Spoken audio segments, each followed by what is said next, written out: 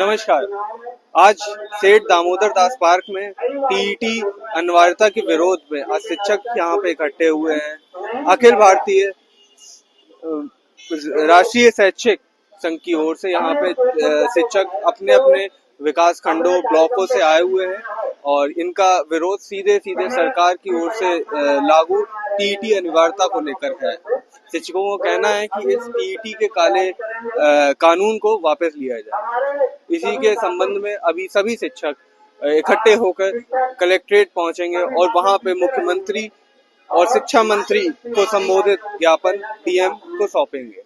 आइए हम बात करते हैं शिक्षकों से। संघ के महामंत्री हमारे साथ हैं, आइए उनसे बात करते हैं। क्या नाम है सर? मैं सुनील कुमार शर्मा।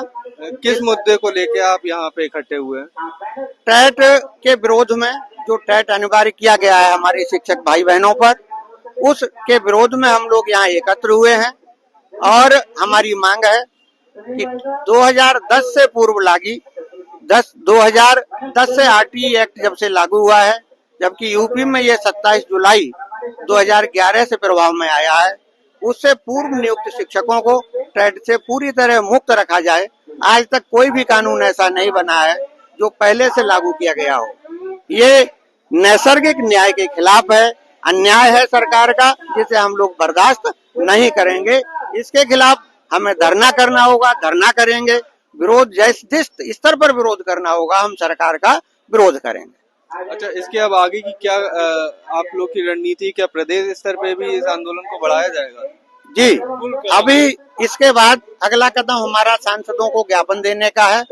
माननीय सांसद हमारे जिले में, प्रत्येक जिले में जहाँ पर जो भी सांसदगण हैं, हमारे जिला इकाई के माध्यम से उनको ज्ञापन दिया जाएगा। संसद में प्रश्न उठवाने के लिए उनसे निवेदन किया जाएगा कि आगे मानसून सत्र में हमारा अनुरोध संसद की कार्रवाई में शामिल किया जाए। और उस पर भी अगर सरकार कोई फैसला नहीं लेती है और मुक्त नहीं करती है, तो प्रदेश स्तरीय आंदोलन की तैयारी आगे बाद में प्रदेश स्तर से जैसे भी मार्गदर्शन होगा वैसे हम लोग आगे की रणनीति बनाएंगे। तो अभी आप लोग किस तरफ जा रहे हैं? अभी हम लोग जिलाधिकारी के माध्यम से माननीय प्रधानमंत्री जी, माननीय शिक्षा मंत्री जी और माननीय मुख्यमंत्री जी उत्तर प्रदेश सरकार को ज्ञापन देंगे कचहरी जाकर के। ये हमारी प्लानिंग है।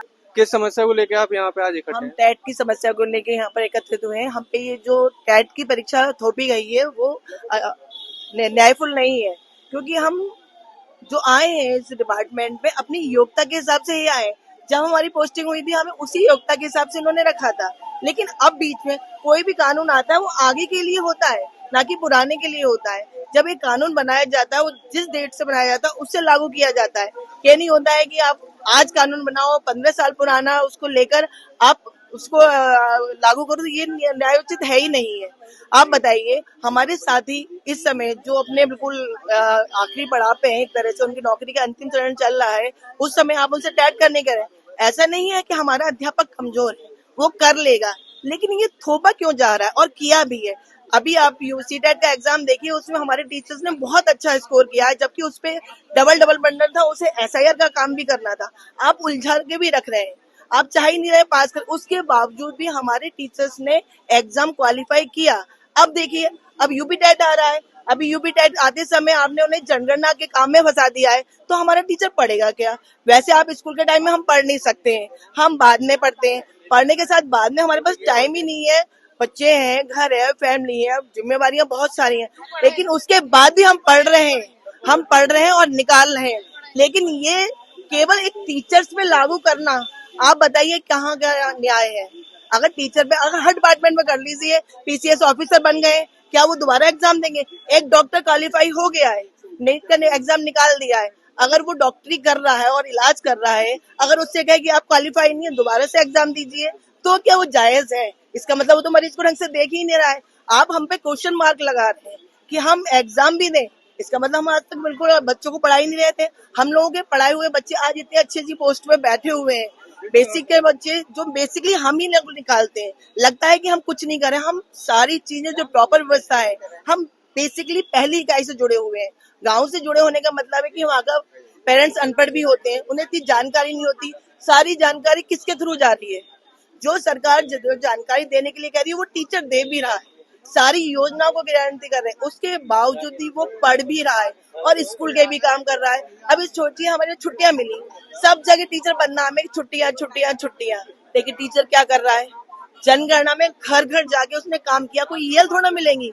जहाँ देखिए टीचर बदनाम हो जाता है कि कितना मौज मार रहा है, आराम से पढ़ा हुआ, कहाँ पढ़ा हुआ है, ऐसा करके काम आपने जाड़ों में करवाया, 15 दिन की छुट्टियां वो बेकार हो गई, अब ये 20 दिन की छुट्टियां ये बेकार हो गई। उसके बाद भी आप एक्स्ट्रा काम घर बैठ के रोज आ जाता है, आपका वेतन रोक दिया जाएगा, वेतन रोक दिया जाएगा, वेतन ऑनलाइन इतना काम किया जा रहा है, हम तो हमारी स्थिति तो आज की तारीख में मजदूर से भी बदतर है। कैसे हो सकता है कि आपको जनगणना में भी लगना है और उसके बाद एग्जाम की तैयारी भी करनी है? ये तो सरकार देखे ना, जो हमारे बड़े आला अफसर बैठे हुए हैं वो देखें कि इंसान कैसे सामंजस्य बिठाए। जैसे 2 हाथ पैर उसके हैं वो वैसे ही उसके अध्यापक के भी 2 हाथ पैर हैं, एक दिमाग उसके पास भी, एक दिमाग अध्यापक के पास भी है। मानवता लग रहा है विभाग से खत्म हो गई है। अच्छा मैम, जैसे अब यहाँ पे आंदोलन के बाद आप लोग की अगली कड़ी क्या है? प्रदेश स्तर पे भी कुछ ऐसा करेंगे? पहले तो डीएम साहब को ज्ञापन देना है और उसके बाद जैसा हमारा ऊपर से आदेश होगा उसके अनुपालन में हम लोग।